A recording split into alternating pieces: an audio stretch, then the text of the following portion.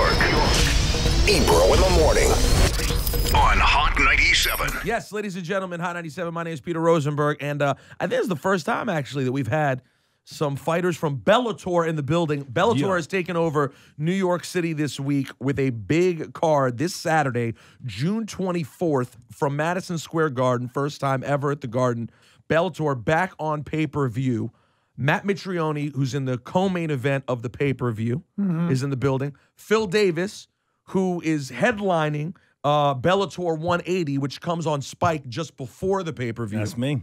Appreciate you guys coming by. Yeah, thank you. Hey, thanks a lot. How dope is that Bellator is putting on 2 cards in the same night in the same arena? That's pretty dope. I mean, listen, if you're ahead, like if this is what you're into, it's so dope too because you buy your tickets and you get to just go to the Garden and 3 post title up. fights, guy. Yeah. 3 title fights in one night. It's a really Dope. cool atmosphere and the Garden for fights, as you guys know, the history there when it comes to boxing, and now fighting being something that we're seeing in the Garden is a truly cool experience. Matt, you're taking on a legend, Fedor, this weekend. What's the mindset when you go up against someone who you've obviously watched for so long? You know, that's exactly the thing is that I haven't watched him for so long. Really? Because I came up in football. That was my game. So when I went on The Ultimate Fighter in 2009, good God. When I 2009, I didn't know anybody from anybody. I didn't even know who Roy Nelson was, and he was a staple in the industry already. Fedor, I know of him, and I've seen his fights, but I'm not in awe of him because I didn't come up watching him. So I mean, if I was about to try to get down with Barry Sanders or Walter Payton, that would be like, oh snap, Right, sure. But fighting Fedor, yeah, cool, man, I get it, and I understand why people are nostalgic towards him, but I'm not. He's just a dude I'm gonna get a paycheck on. So that's actually helpful. Yeah. To a certain degree, it takes the awe out of it. Yeah, for sure. I'm not enamored or overwhelmed by him at all. Phil, what can you tell us about Ryan Bader? Not much. Really? No. You didn't grow up watching him either. Well, actually, I kind of did. He's a wrestler. I'm a wrestler. Okay. So we competed for like the last couple decades growing up wrestling. And Really? Yes, and I beat his butt every time. So, unfortunately, though, he holds a loss over me in the mixed martial arts. So, not in a good place. I'm thinking bad thoughts about this guy. He's going to get it. So what was different for you dealing with him in MMA versus dealing with him in straight up wrestling? You know, it was timing. I was just in a really bad place in my career, and he was on the come up. He was in the right place at the right time, and he's also a good fighter. Don't get me wrong. He's top 4 in the world. He's also a good fighter. But in that regard, he was in the right place at the right time. Next time, he'll be in the wrong place at the right time. Matt, so tell me your story of like you were on Ultimate Fighter. Take me through the path from how you decided this was something you wanted to do, what that process was like, and then how you ended up being over there to now fighting in Bellator. Right on. Well, so as we kind of touched on before, I played in the NFL. I played for the New York Giants, and then I was active with the Giants. I was active with the Vikings, and I had a pit stop in for the 49ers. What position? A D tackle D end. I was a swingman. Okay. Played all 4. Anyway, so then when the NFL got done with me in week 6 of 05, I started up a sports nutrition company. And a guy who played for the Phillies named Jason Worth, we grew up in the same hometown a handful of years apart. He started using it. He liked it. He started kind of pushing us, just on his own word. And then he called me up one day and said he was putting on an amateur MMA show and asked me to jump onto it. I said, sure, why the hell not? Got nothing else better to do. I started training for it, got injured, missed his show, but kept training because I was friends with the guys we were training with. And then 6 months later, I get a call from the Ultimate Fighter saying, hey, we hear you're a big athletic heavyweight who's really obnoxious. Do you have any pro fights or do you have any amateur fights? I said, no, I have none. But if you guys are calling me, you guys have heard something about me. So what are you calling me for? And I said, well, we're doing a heavyweight Ultimate Fighter. And I was like, well, I'll go out there and I'll do my obnoxious bit for it. Because I thought that I was just going to go out there, be on the show and help promote my company. Product placement on the screens and be seen everywhere. Well, then I was the villain on that show. I was hated on there. Had an 85% fan disapproval rating on the show. Wait, so real quick, let's talk about that. Yeah. Because I'm more than any sort of actual competitive fighting, I'm a wrestling fan first. Right on. So playing the role Of the heel. I enjoy. So when you decided that was sort of going to be your vibe, Yeah. why that, and how did you play it? All right, so before the show started, I can say this now, but at the time I couldn't because there was like a $5 million conferring with other contestants policy where if you shared information, you're liable. So I couldn't say anything. But this dude named Scott Junk, who's also on the show, hit me up the night before we reported. I was like, look, let's set up an alliance here. Let's go back and forth. He did it through a middleman named Ken Pavia. Oh, He's a yeah. dirtbag, Ken Pavia.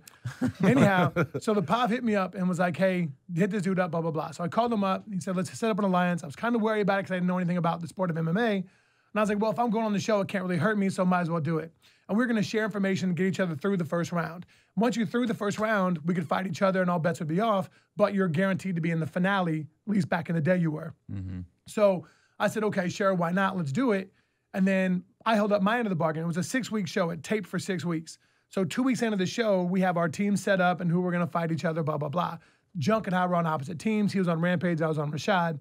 And then I let him know at nighttime. And I did it slick, too, like spoken to a bowl so they couldn't get like the reverberation out of the microphone. Oh, my God. And I was like, hey, look, like you're fighting your roommate. I'm fighting this dude. My shoulder's on the mend a little bit, but you can fight whenever. I went to sleep. It was at nighttime. Woke up in the morning and dude threw me under the bus. And I couldn't be like, oh, well, this is what we did, blah, blah, blah. So I just had to eat it and be like, yeah, you're right. I made a mistake, man. So then from that point on, I was like, F it. I'm about to turn it on its ear and flip this whole script up because I got the personality to do it. And I started acting a fool and made everybody hate me, made everybody uncomfortable. But all I wanted to do was whoop Junk. That's all I wanted to do. And I smoked Junk. And I got it switched, so I fought him first. And I smoked him. And then that started my life. And then all of a sudden, after the show, I fought this dude named Marcus Jones. For UFC? Yeah, for the UFC. And then I fought Kimbo. And after I beat Kimbo, my whole life changed. So He had to know that was going to go wrong for him, right? Like, why would he just... who did? Junk. Why, you mean when he snitched? When he snitched Yeah, on when you? he snitched said- on- snitched on him. I don't know. Which basically that is the definition. I think the term snitch we always think is way overused. Yeah, of because course. snitching isn't reporting a crime if you didn't commit the crime. Right. Snitching is when you go into business with someone and then snitch And then on do him dirty. Right. And then do him dirty. And that's what he did. And I couldn't do anything about it. So like when I fought him, it was my first fight ever. Like I had never fought before, but I had just practiced. And then I fought angry. It was the only time I ever gassed. And I fought emotional and angry. And like I had him crawling on the ground trying to grab my feet. And I was just and Rashad was stealing training on you, him. Rashad Yeah. Evans. And did Rashad Evans tell you anything about fighting angry and like? No, because we didn't know anything about it. Like, they had never seen me fight, and I was villain. Like they despised me. Everybody did. And I put the show makes you do different things. You're a different person. It's like the living embodiment of Lord of the Flies. So like you're given a beautiful utopian environment and seeing how long it takes you to F it up. Right. That's what it is. Exactly. And then Yeah. what did it eventually go sour with UFC, or did you just feel? Nah, man. After I beat Kimbo, I had this really high fan approval rating and everything was great. But then How hard was the Kimbo fight? It wasn't that hard, to be honest. And he's a great dude. He was a great dude. Yeah. Made a hell of a barbecue sauce. I got a story for you if we got time for it. Please, I would love to hear a story. All right, so we're in the joint and we're all like all of us got along for the most part, right? Like even though like I was kind of despised, like it was like only like fighting wise, like personality wise, it was just another thing, But so we're sitting around one time and we're talking about life and whatever else, and Kimbo's like, "Look, I've already been through this. Y'all's lives are gonna change here. Like after this situation, you're gonna get a lot more media attention, especially the ones that stick in the UFC. It's gonna be different." Like, "Oh yeah, right on." It's like, "Well, so what kind of tidbits you got for us?" And he said, "Well, before you guys are gonna travel a lot more now." He's like, "So before you split, go to your master bathroom, and lift up the toilet seat, and wipe down the front of the bowl." He's like, "So when you come home, if there's piss dribble on it, somebody's been stepping into your home." And I was like, holy smokes, like you got a dude stepping into your bedroom, pissing on your toilet, leaving pee dribble. That's how you catch him up. That's how you catch him up. Yeah, you got to watch out for that pee dribble, son. That's a good that was a one right Kimbo there. gem. That was a Kimbo That was gem. a gym. That was a good gym. one right there. And like we're all like, what? Like that dude's been in the game for a minute to come up with that one. He You know? knows some stuff. And that was it, man. But then like, why both of us left the UFC? It's the same Yeah. reason. So what? So Phil, what about you? What was your situation with leaving? I was thankful for the UFC. They gave me my start. I got into the UFC at 4-0, and I left about I don't even know, almost 12 fights later, 13 fights later. So I mean, I had a lot of fun, and but you know what? It was time to move on. It's business. It's business. And can you tell us something that you enjoy particularly about Bellator that maybe you didn't enjoy, or a luxury you did not have at UFC? I'm not going to talk bad about them, but what I will say is the atmosphere at Bellator is it's a lot less toxic. It's a very, very comfortable work environment. We got people that support us. We got team behind us. They push us. They love us. Me and Matt run around city to city doing the most, man. It's a completely different atmosphere in other places. It's a great life. You know, I'm not afraid to shovel dirt, so I'll give you a little bit of something. And by the way, I'm not trying to shovel dirt. I love you. I do a lot of work with UFC. I love it. I'm just curious about the differences. I'll give my personal experiences. Okay. Is that they got positions where they would give us back-end bonuses, and they would really frown upon negotiating your contract hard because they gave you this back-end money. Okay, cool, that sounds great. But then once that back-end money dried up, and they stopped giving it out, and it did, and you didn't have money on your contract that you fought hard for because they kind of shunned it away, well, now you're left with the money you didn't fight hard for, and that's it. And then they take away your sponsor money, right? So some of us are making 25, 30, 50, 60 G's a fight in sponsor money. Hey, but don't worry, you get this real cool Reebok garb, and you get a $5,000 check. Good for you. You know, so that's like... So your deal in terms of sponsorship, Bellator, you get a much better percentage of your actual... or you get everything. You get all your own It's your own sponsorship money. Whoever you gets approved, well, that's that's ultimately where I was going. And that's the business aspect of it. That's the reason why it's time to go. Well, and that's ultimately where I wanted to go, which was the most interesting thing that came up throughout the whole Conor McGregor Floyd situation was about the conversation about money when it comes to fighting. And Conor basically pointing out that as well as I've done, I have not made that much money relative to what I've created for this business. 100%. And you think that's accurate? 100%. Yeah. He's the most important person in the fight game right now, period. Whether it's boxing, kickboxing, MMA. And if that dude's talking about I haven't made enough, and the Diaz's have been talking about I haven't made enough, and they've been featured forever, well, then something's wrong. And something's wrong if we can't talk. The UFC is a private company, privately held company. So if we can't even figure out what kind of money split we're talking about here, then that's an issue. Like, you know, there was a time when Rampage left the UFC, and he was talking about publicly that he signs pay-per-view numbers. Like, you get paid on viewerships, right, on pay-per-views. Well, then Dana White in the press conference would say, hey, look, we had this many buys. We had 1.3 million buys, whatever. And then in the back room, like, hey, man, we actually only had 500,000. So we're going to pay you on 500,000 buys, not on the 1.3. And Rampage is like, F that. If you're going to go out there publicly and say we had 1.3 million buys, you're paying me on 1.3 million buys. Right. I don't want to hear the thing that the secret that has nothing to do with me. But I can't check the books. Yeah, you can't check the books. So that's the bad business. You see what I'm saying? So don't paint me sideways, son. Like, keep it legit and keep it square, and we'll be good there.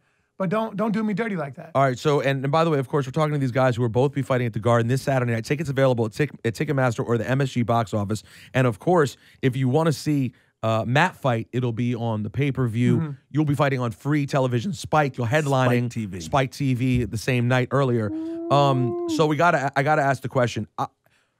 Floyd Conor is becoming a very interesting conversation, obviously, and I do think ultimately, no matter what anyone says, for you guys, it's good for business because it's just eyeballs on this game. However, working at ESPN, I've noticed that the conversation we keep hearing from is generally people whose entire history is in boxing. So, while I agree, and I'm no expert, but I've watched UFC, I've watched MMA since UFC 1. Which was trash. And I've watched boxing, since the Tyson era. Right. And in what I've seen, I do absolutely believe Floyd will win this fight.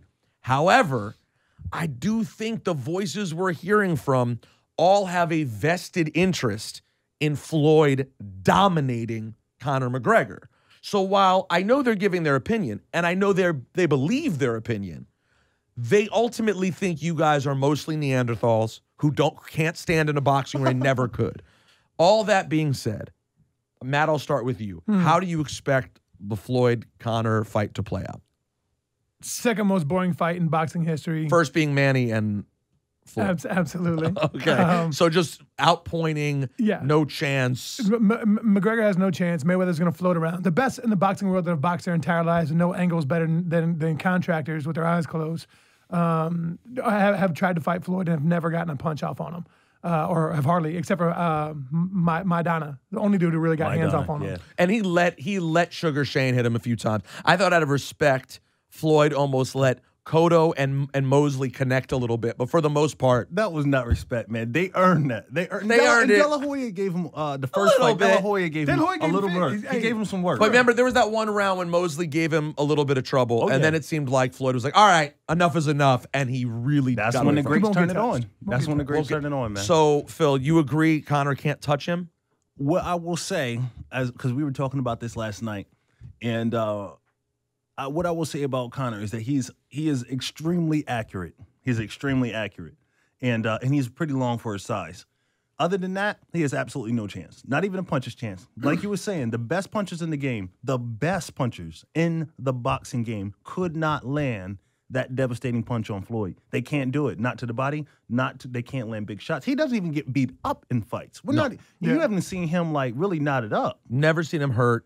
Bloody, nothing. I will give you this though. When Conor McGregor fought Eddie Alvarez, Eddie and knocked Eddie Alvarez out for his second title, for the 145 title, and then the 155 title he beat Eddie Alvarez for.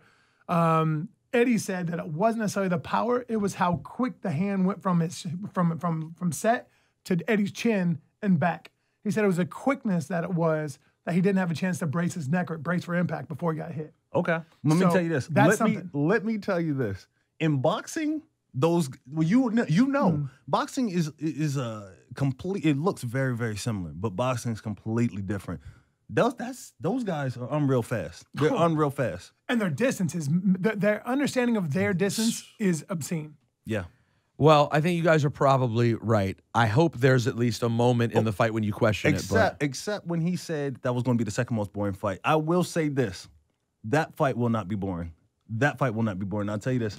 Well, you think Floyd knocks him out? I didn't want to say that. I didn't want to say that. Because a lot of people aren't making that pick. Hey, I will tell you this right now. I think Floyd will for sure be done, and I think he's gonna because here's what happens. Conor is not scared to overcommit on a punch. He's going to be taking chances that most people boxers will not take. They will not take. They don't take. They don't go all in on the punches. And you saw him have those kind of things with Diaz, who's also good with his distance, also good with his hands. But he will go all in, overcommit on a punch.